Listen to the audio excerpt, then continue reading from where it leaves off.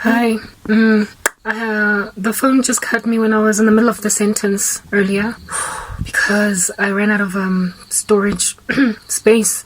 And now I've transferred content over. I have to, of course, seal this discussion because I feel like I'm at the end of it. My heart is broken.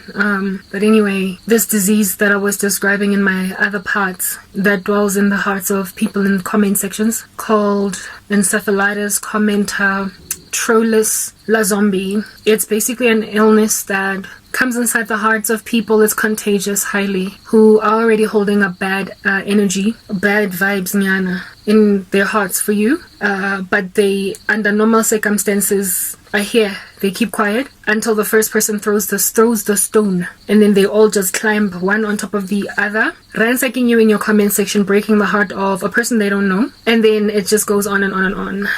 I've always been sensitive, and I don't know if I was not thrown into this obscurity, if I would be this sensitive. I mean, there are levels to my sensitivity, layers. I haven't always just been really hard to say anything bad to. I had a way about taking them in my stride and just... I had a shock absorber in that I had a normal life. I had family, I had friends. Now my shock absorber's gone. I literally am just laid bare naked, alone. And so for those reasons, I don't have the same capacity for trash, to take trash in my stride as I used to. Now everything just hurts a lot more. And I'm too broken, I'm too devastated to deal with trolls. And I know that these insensitive comments, yes, like it, there's more where they came from. They will magnify a number and they're not gonna stop. They're not gonna stop. So it's pointless for me to deal with perhaps one or two people that might get convicted, because it's going to be like, as I grow, 10,000 more. So my solution has been to basically close out my comment section on TikTok. The sad thing with that is now I'm kind of stuck with slowness of growth. But it's okay, I'll just take it in my stride. This encephalitis, la commenta troll zombie disease. If at all you have it, be careful for it, like watch out for it. You might find yourself being insensitive towards a completely innocent person because something in your heart. You want something to be out of place. You want the hair to fall out of place in this person, but they're not quite getting around to dropping hairs to the ground. Until you get bravery or another person that says something first, and then you troll the person's comment section. There is nothing more heartbreaking to me to be told by complete strangers that I likely need to get diagnosed with some mental illness.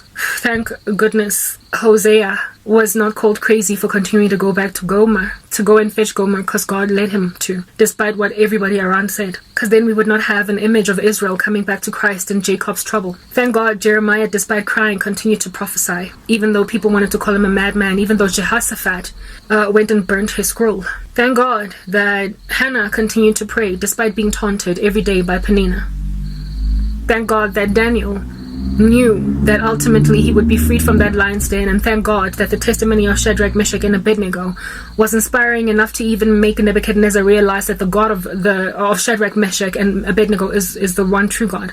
Thank the Lord that saints of old were not subjugated to the tyranny of modern day psychosis, where people go and diagnose people with mental illnesses because they have a spiritual gift, because they happen to see in the cosmos what it is that activity is going on there by demons, by irresponsible souls that keep on dabbling with dark arts. Thank God that upon being given a vision, Jeremiah and them were able to be believed. There was a time in history where prophecy was respected, where prophets actually got called by kings, where they wanted to hear the counsel of prophets. What are we going to do? Remember the story with Micaiah, Jehoshaphat, and Ahab? Thank God that such an era as that did exist in history, because then I don't know how in the world John at Patmos would be able to deal with the psychosis of the 21st century conglomerate of wannabe church folk, because they're not really of the church. They disrespect the things of the spirit.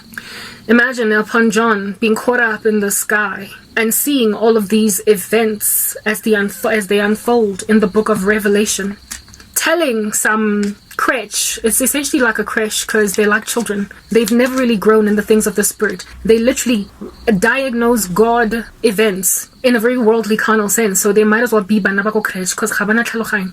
Says John prophesy, preacher to some church called Pinville, and he's like, When the Lamb opened the seventh seal, there was silence in heaven for about half an hour. Then I saw the 7 angels who stand before God, and 7 trumpets were given to them.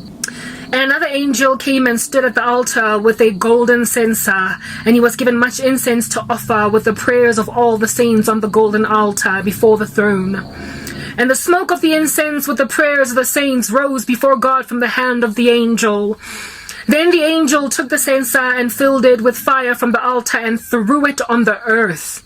I'm starting to see eyes rolling. And there were peals of thunder, rumblings, flashes of lightning, and an earthquake. Now the 7 angels who had the 7 trumpets prepared to blow them. The first angel blew his trumpet, and there followed hail and fire, mixed with blood, and these were thrown upon the earth, and 1/3 of the earth was burned up, and 1/3 of the trees were burned up, and all the green grass was burned up. The second angel blew his trumpet, and something like a great mountain burning with fire was thrown into the sea, and 1/3 of the sea became blood. 1/3 of the living creatures in the sea died, and 1/3 of the ships were destroyed. The third angel blew his trumpet, and a great star fell from heaven blazing like a torch. And it fell on 1/3 of the rivers and on the springs of water. The name of the star is Wormwood. 1/3 of the waters became wormwood, and many people died from the water because it had been made bitter. The fourth angel blew his trumpet, and 1/3 of the sun was struck, and 1/3 of the moon, and 1/3 of the stars, so that 1/3 of their light might be darkened, and 1/3 of the day might be kept from shining, and likewise 1/3 of the night. Then I looked, and I heard an eagle crying with a loud voice as it flew directly over the head. Woe! Woe! Woe to those who dwell on the earth at the blast of the other trumpets that the 3 angels are about to blow. And the 5th angel blew his trumpet, and I saw a star falling from heaven to earth. And he was given a key to the shaft of the bottomless pit. He opened the shaft of the bottomless pit, and from the shaft rose like the smoke of a great furnace, and the sun and the air were darkened with the smoke from the shaft. Then from the smoke came locusts on the earth, and they were given power like the power of scorpions of the earth. They were told not to harm the grass or the earth or any green plant or tree, but only those people who do not have the seal of God on their foreheads. They were allowed to torment them for 5 months, but not to kill them. And their torment was like the torment of a scorpion when it stings someone. And in those days people will seek to find death, and it will not find it. They will long to die, but death will flee from them. In appearance, the locusts were like horses prepared for battle. On their heads were what looked like crowns of gold. Their faces were like human faces, their hair like women's hair, and their teeth like lions' teeth. They had breastplates like breastplates of iron, and the noise of their wings was like the noise of many chariots with horses rushing into battle. They have tails and stings like scorpions, and their power to hurt people for 5 months is in their tails. They have as a king over them the angel of the bottomless pit. His name in Hebrew is Abaddon, and in Greek he is called Apollyon. The first woe has passed, behold, 2 woes remain. Then the 6th angel blew his trumpet, and I heard a voice from the 4 horns of the golden altar before God, saying to the 6th angel who had the trumpet, release the 4 angels who are bound to the great river Euphrates.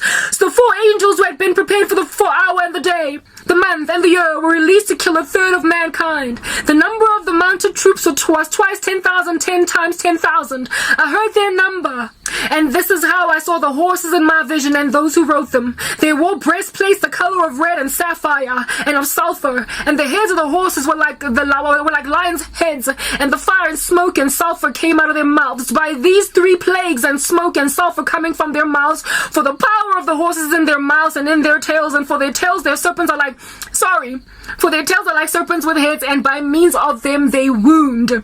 The rest of mankind who were not killed by these plagues did not repent of the works of their hands, nor give up worshipping demons and idols of gold and silver, and of bronze and stone and wood, which cannot hear or walk, nor do they repent of their murders or sorceries, or their sexual immorality, or their thefts. And the Jews are looking at John in church, on some, I'm feeling like sangene.